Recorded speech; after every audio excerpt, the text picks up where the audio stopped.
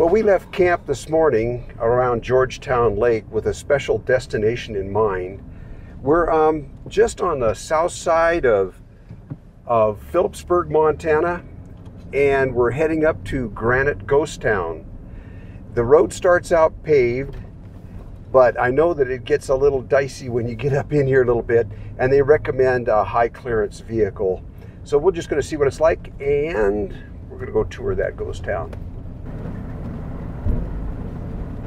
Linda, what's the next bit of information for the directions?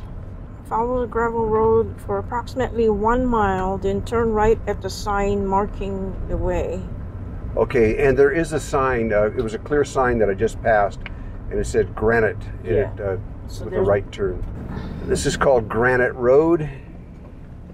Travel at your own risk.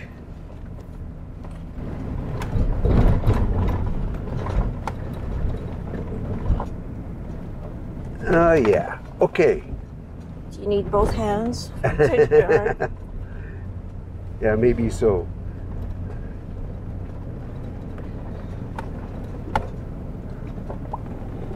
Look at the old road taken off to the right there, all washed out.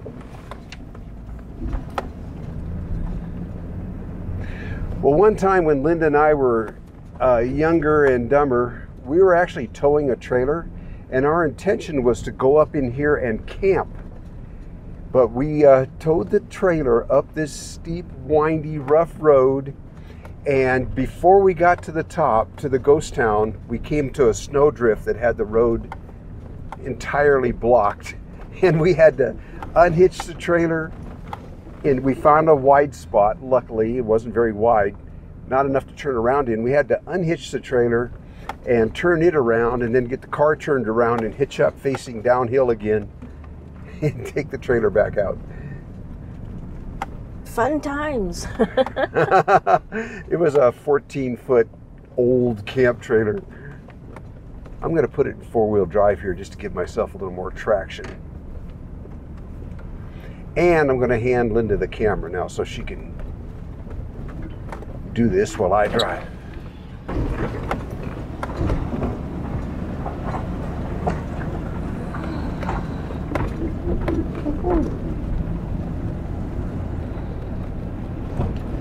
I think this part of the road is probably around 2.5 or 3 miles long. And it's pretty steep here. Hard to tell from the camera, but yeah, this is pretty steep and pretty rough.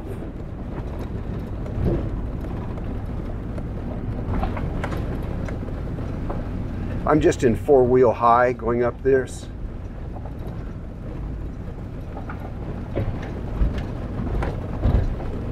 So far.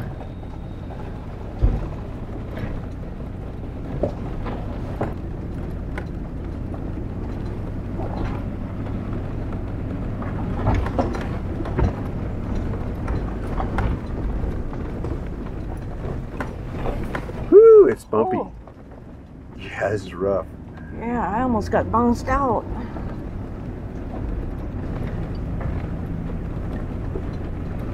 Linda, what do you know about the Granite Ghost Town? I know that at its height there was 3,000 miners living there. 3,000? Yeah. Well, maybe that included their, their families and stuff, but there were it said 3,000 miners. At one time it was the richest silver mine in the world. Up this road. Yeah, of course. You think they could have paved it? Yeah. Of course, back then they probably, because there was constant mining traffic, they probably had to service this road on a daily basis. What year was that, or when was this? 1874.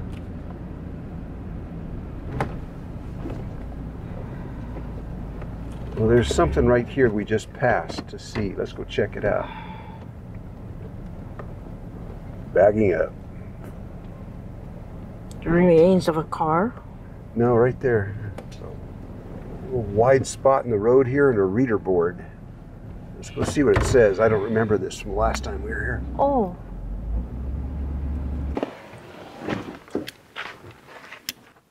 What's it say there, Linda? Bimetallic aerial tramway. The tramway was constructed in 1889 to carry ore from the Blaine shaft in Granite to the bimetallic mill in Kirkville near Phillipsburg.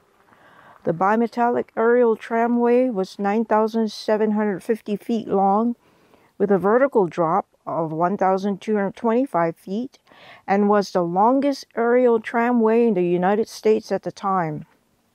The tram line consisted of wooden towers with rollers, supported a very large moving cable that the tram cars were attached to.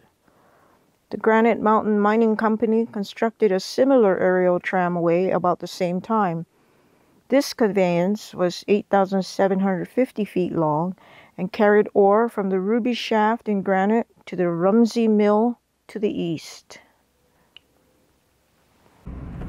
Okay, now we're continuing on upwards to the top.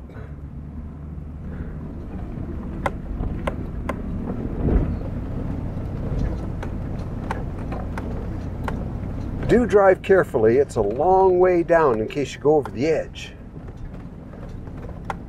No guardrails, of course, and very rough. This road is all washed out from spring rains. And the sign says Granite. Granite goes down 1 mile. Uphill traffic has right-of-way.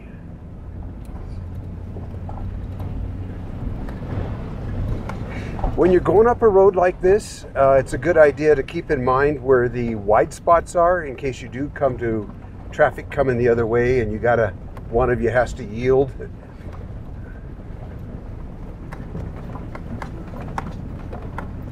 Yeah, this road is in really bad condition. Don't be afraid, Linda. I'm doing okay, even though I got camera in one hand, and then with the other hand I'm driving, and that's the arm with the really bad shoulder. Well, I'm just checking the edge of to see if there's other vehicles stuck in the trees down the hill.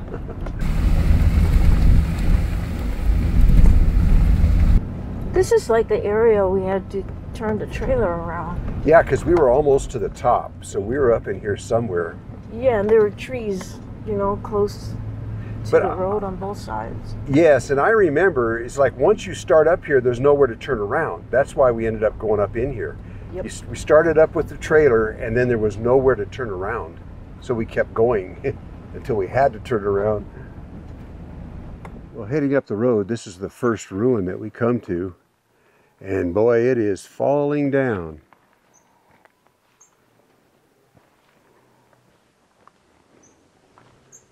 Don't want to get too close to that. You can see it's propped up here with these poles. Just an old house, had cedar shakes. Some brick. Ooh, was this the porch? Or a wall? That was a wall. See the window in it? Yeah, I just saw that. Yeah, that fell off this side of the house over here. You can see lath and plaster over there and brick, red brick. That must be the chimney on the right-hand side. The chimney where? Right there. That's the old chimney. Oh, yeah. Gotta watch for nails. That's the upper end of the house we're just looking at. Boy, they must have had a beautiful view. And then over to the left side is the foundation, probably from another house or cabin right here.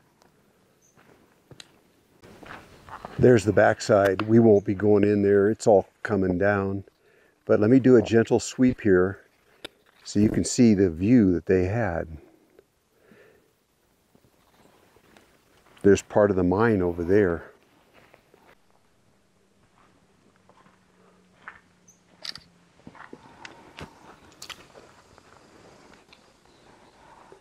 See the chimney there?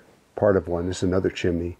No insulation back in those days at all in an area that gets lots of sub-zero weather. Many of you remember growing up in a house where you'd get up in the morning and there'd be ice on the inside of the window. I do, I remember that.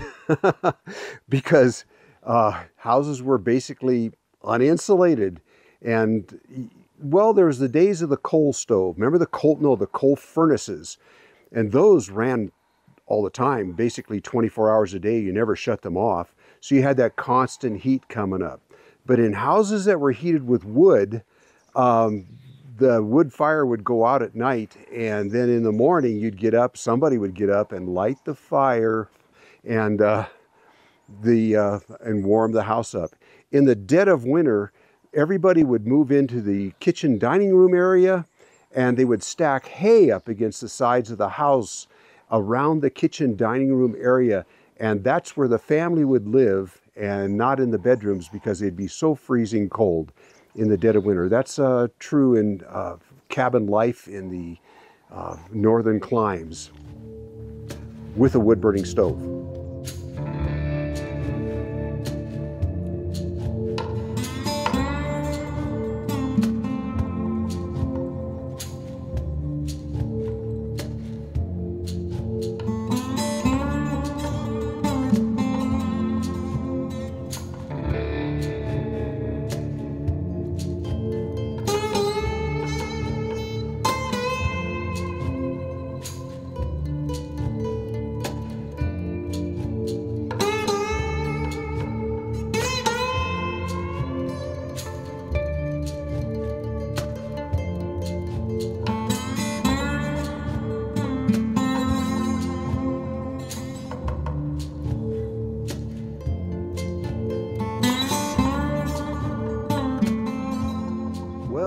This is the parking area once you get up here. It's pretty bad. This area is owned and maintained by the state, and the road hasn't been maintained in quite a while. The road is really bad, really washed out. And this is July. This is the end of July. So you'd have thought they'd have been up here already taking care of spring damage. By the way, you do need a state lands use permit to come in here. It costs $9. And I don't know if that's per vehicle or per person. Look up montana.gov, and that's probably where you can get that. If you're a Montana resident, you pay for that with your vehicle's license plate. Well, look here. Steps to a building that doesn't exist anymore. All over up here, I've been seeing pottery, you know, plates and cups and things like that. This would have been basically the main street of town, because what we're looking at right here is the community center dance hall, I believe. Let's go take a look.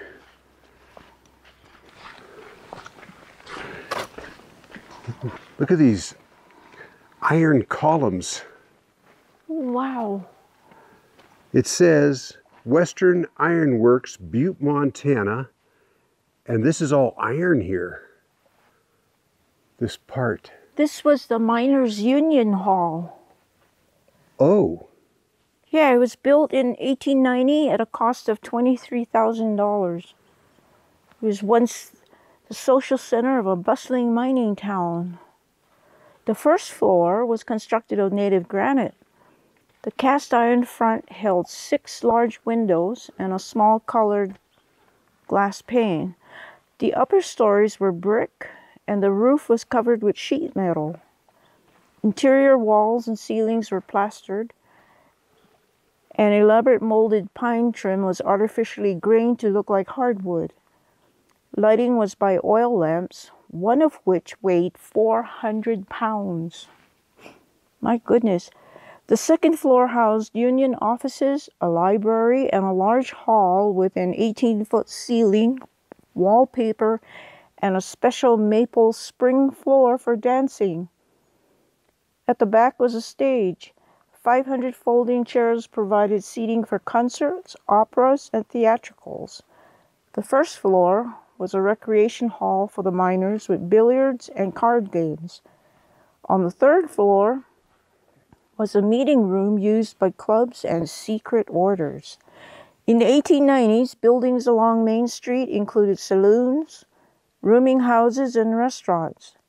Across the street from the Union Hall was a newspaper office, and in the gully below was Chinatown and the Red Light District. There's a big retaining wall here. This is just down from the Miners' Union Hall. And we'll go see what that little cabin is right there.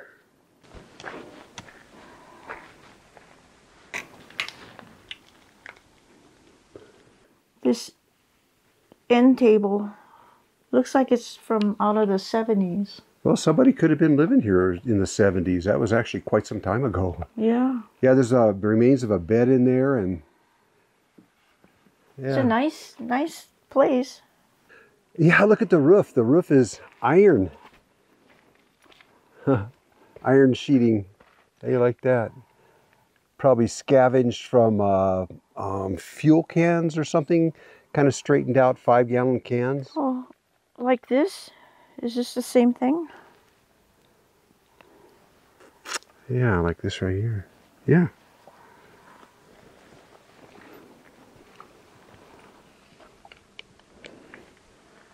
Well, we're just getting started, but you can bet that back in the trees all through this area is the foundations and remains of many cabins, because like Linda says, there was 3,000 miners working this mine at one time.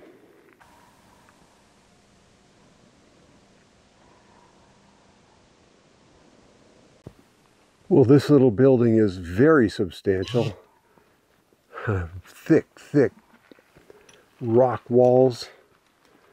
Looks like it measures about 12 feet square on the outside. Maybe it stored explosives or something like that. Either that or a bank vault. No, I'm serious. Yeah. This could very well be a bank vault. Or where they put the gold or silver. Yeah. Because I'm going to step in here. If you look up, the ceiling is heavy iron and brick. This is a vault. Too bad there's no sign out front telling us what it is, but it has to be a vault. There used to be, years ago when we were here the first time, buildings were labeled and there were little reader cards. So if this was a bank vault and the rest of the building around it is collapsed and that's all that's left, and that's very possible too. Well, it's a beautiful day to tour this. This mine now is considered to be a museum, the whole area. There are numerous old dirt roads that go through the forest here, and as you walk along them, you keep coming to buildings and cabin sites and things like that. Boy, this is quite the building. Yeah, let's go see what this once was.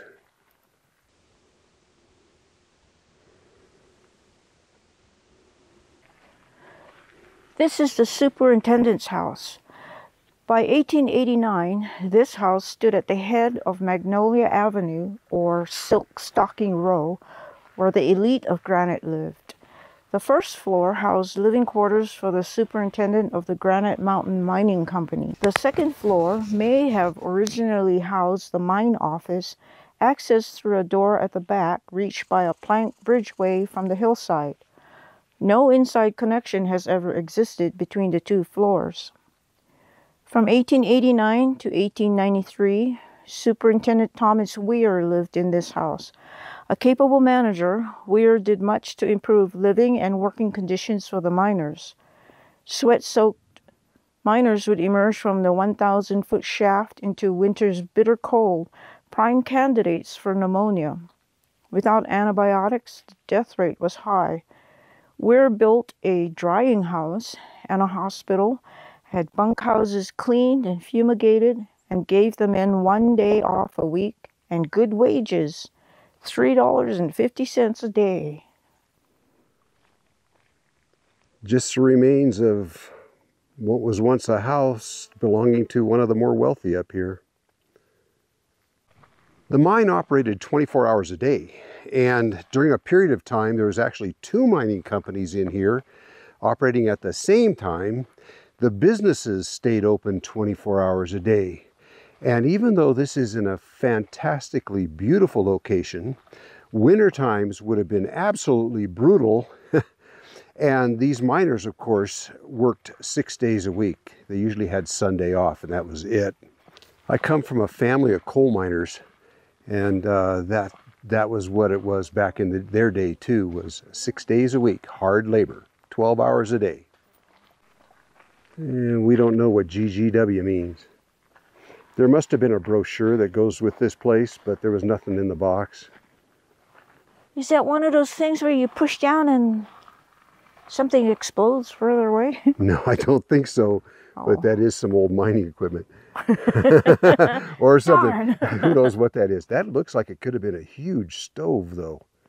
Oh, yeah. Part of a huge stove or heating element or heating apparatus of some kind.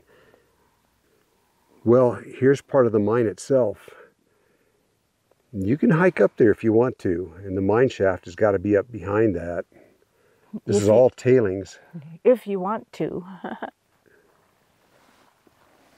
Yeah. Yeah, there's more buildings and everything up there.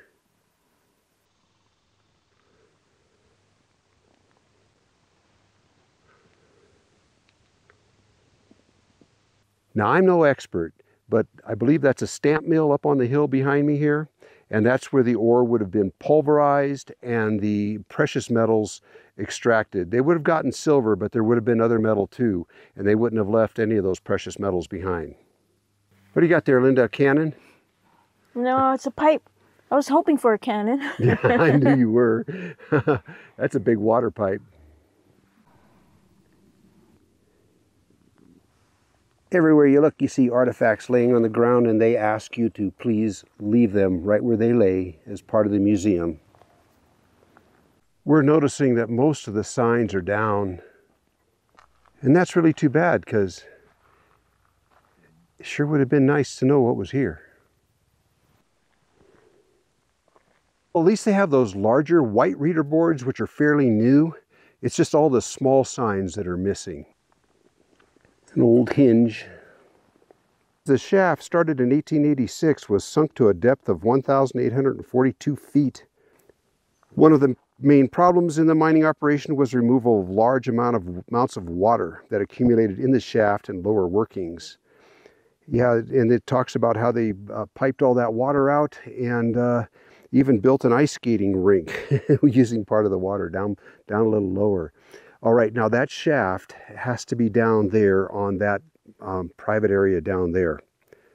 And I do see it.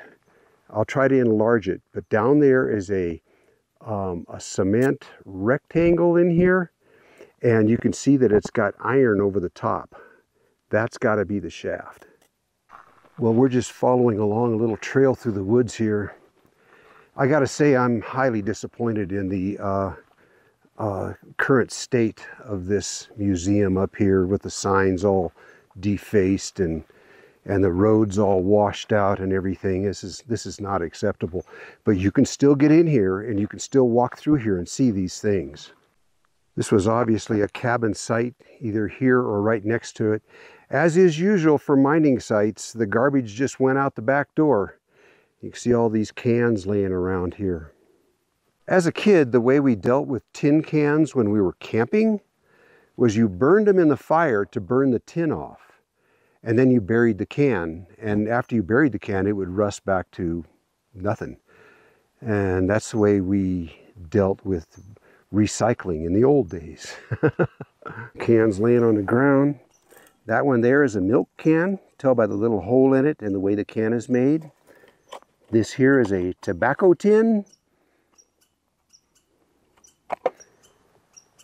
Right there is a fuel tin, probably for kerosene, because that's how they would have lit their cabins and homes up here. This two-story hospital was constructed by the Granite Mountain Mining Company to defend the newly sprouting town of Granite against the ravages of disease. In 1884, an epidemic of black diphtheria had swept through Granite and killed many children. Mrs. John Hickey, a resident of Granite, lost 3 of her 4 children to this plague. An all too common occurrence was death by pneumonia of many men who worked in the mine. Reverend Arthur Chase Macmillan, in his article, A Young Clergyman Looks at Granite's Glittering Glory, in the Magazine of Western History, described the struggles against pneumonia by Granite physician Dr. Sly. And this is a quote from Dr. Sly. One morning he sat crying in his office and said to the preacher, "I thought I knew how to treat pneumonia, but these men are dying in spite of all I can do. I've consulted with the best doctors in Helena and Butte and even telegraphed St. Paul. I've tried all the known remedies for pneumonia. Now I will try one more, to treat symptoms only." He did so and soon found that at 8,000 feet altitude, pneumonia could be cured by even temperature and stimulant. Afterward, practically nobody died of pneumonia in Granite. Dr. Sly practiced medicine in Granite with 4 other physicians, Doctors Powers, Dixon, Hall, and Pleasant. The miners received unlimited care in return for small amounts deducted from their pay. Here's an area that's carved back into the hillside here, kind of around like this. And then you can see the remains of a structure right here. This could have been kind of a root cellar because of the fact that it's carved back into the hillside, although that was another way of just keeping your place warmer, was digging it into the hillside. A little low clearance on the trail here.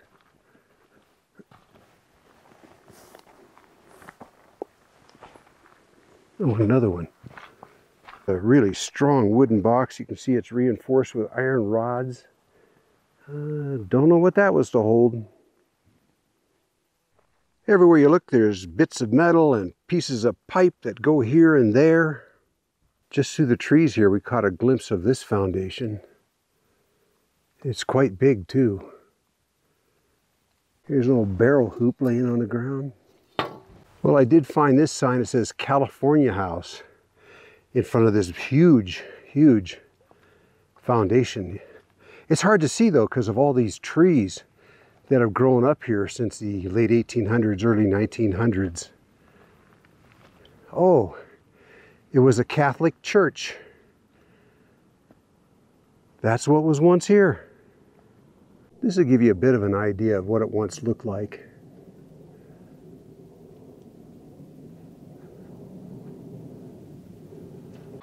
Well, I'm going to try to get to some of the higher elevations here. See if there's anything to see up there. I'm sure there is. Hey, just a quick interruption in the video here because this is important. This panel here is an Itehil 100 watt folding solar panel. I've had it for several years now, and this panel outperforms most of the expensive panels. In fact, in a test that I did on solar panels, this one was near the top. And it's one panel that always goes with us or our daughters. Right now, it belongs to my granddaughter now. I had to go over to her house and get it from her. Well, here's why I'm telling you about it. When this panel first came out, its introductory price was $138. Now, its normal price is $239. But Itehil, this is an Itehil 100 watt panel, Itehil just got a hold of me this past week and they said they've got 4,000 of these in stock and they want to offer a huge discount and move some panels. So right now, if you go to the Itehil website, look below the video in the video description, I'll list their website, and you use the discount code Gonagain Big. If you do that, this panel is $100. And it is really hard to touch a panel that will do what this panel does for $100. Now, they did say in their email to me that the discount applies to all of their solar kits. I'm not sure what they meant by that, but if you see something else in their website, click on it. If you decide to buy it, try the Gonagain Big discount code and see if it applies. I know it applies to this panel. And the reason I'm telling you this is because I think you should know about it. This is a really good deal. Oh, by the way, this thing is really compact too. Oh, if you want to see the review I did on this, I'll put a link to that below. And if you want to see that test I did on about a half a dozen different panels, I'll put a link to that below too. And just to give you an idea what it looks like, it's a 4-panel solar panel folds up really compact. Anyways, back to the video. Linda went back to the car and she's gonna explore some of the lower areas. And I'm going to the upper one. I wish I had my e-bike with me now. Well, I remember seeing that, what looked like a stamp mill up here. And it was quite a ways up. Well, the road that I just walked up, you could actually drive up. And up here is the stamp mill. And then over to the right is the remains of another building. Well, this is the remains of another vault. The walls are super thick. It once had a big iron door on it. And that's what it was. So this could have been part of a bank, another bank. Remember, there were 2 mining companies up here. This is all that remains of it now. Now, right next door, across that little dirt road there, was a mercantile. Let's go take a look at that area. Buskett Mercantile General Store, owned by the Granite Mountain Mining Company. Now, there's nothing left of it except a big hole in the ground here. Now, it's too bad that it's not here, but at the same time, it means that these materials were taken to be used somewhere else. The lumber, the bricks, anything like that. Yeah, I'm standing back at one corner of it, and to me, this building looks like it was probably at least 75 feet long, and then about that wide, maybe a little narrower. This would have been the basement. So no telling what this building looked like. It was probably 2-story though, with a basement like this. I just noticed that I'm actually standing on the remains of a wall. Can you see it? So that's what this stamp mill looked like at one time, this section of it here. And it says the Granite Mountain Mining Company constructed 2 mills adjoining the mining operation known as the Ruby Shaft. These structures, Mill A and Mill B, housed a total of 70 stamp mills which processed ore. Stamp mills were used to crush the ore so the metal could be separated from the base material by amalgamation with mercury. The stamp mills were very noisy and produced a great deal of dust.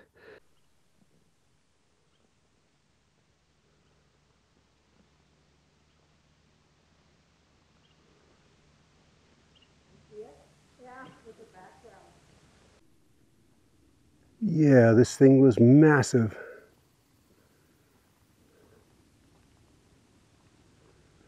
There's a lot of red brick in the pile here and a lot of granite. And then you can see these red brick arches. There's 3 of them right there. There's another one further down to the left.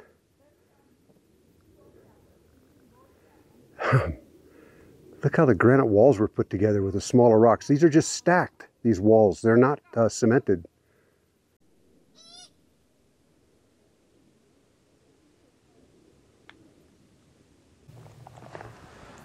And can't tell in this, the sun just went behind a cloud, but it's purple glass. I think that purple color is caused by the glass having lead in it and laying in the sun all these years. Hey, you know what this is? This is part of a lantern chimney. Well, I'm just heading off to the side here from the big stamp mill because there's more up here.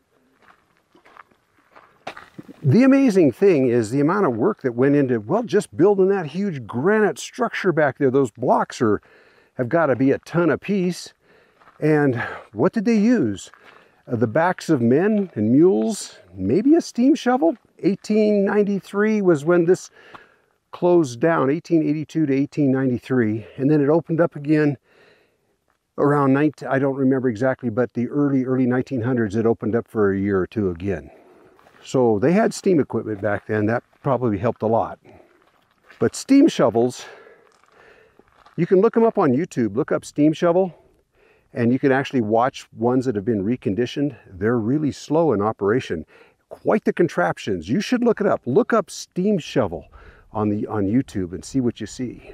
You'll be pretty amazed. Oh my goodness. That's some kind of a wood and earth retaining wall. It's massive.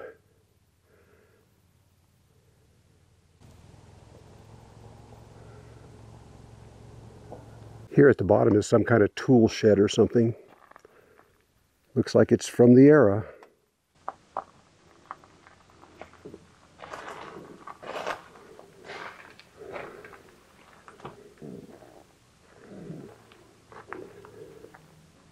Well, this is the view they had if they had time for a smoke break once in a while. Now you can get up behind the stamp mills also by taking this road on the left, but I'm not going to go up there today. And I'm going to save that for you when you come here. You know, I mentioned they worked 12-hour days, 6 days a week, but you got to remember that there was no welfare back then. If you didn't work, you didn't get paid. So they knew they only had a certain amount of time to make hay while the sun shines.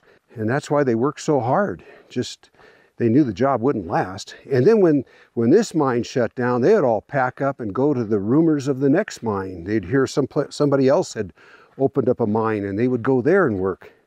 When the mine closed, it closed down in like 1 day. They said that the foreman chained down the lever of the whistle and it blew, slowly dying, as all the miners and their families went down that road to the valley below and then on to different destinations and homes. Homes to be. This is another one of the roads that go through Granite. And I think this was mostly residential area on this side. So going down this lovely road, or what used to be a road, we come to the home of May Werning. She was the last resident in Granite. As the sign says, she lived in this cabin, spent many years as a watchman and as a water commissioner for Deer Lodge area ranchers. She died in 1969 at the age of 75.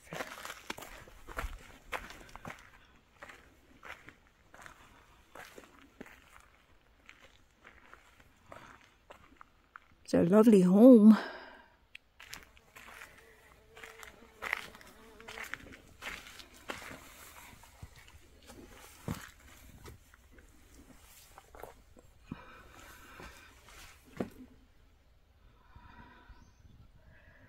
Nice wood floor. Look at the front window, front door, and probably through that door is the kitchen. Let's go see the other side. Ready. This is the other side. There's a little trail that goes through the trees. Duck.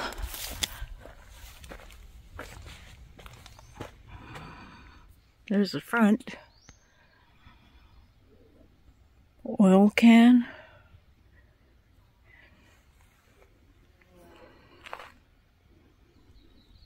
And the outhouse up there. Outhouse, bathhouse maybe? Imagine, she lived up here till 1969. Well, did you enjoy your tour?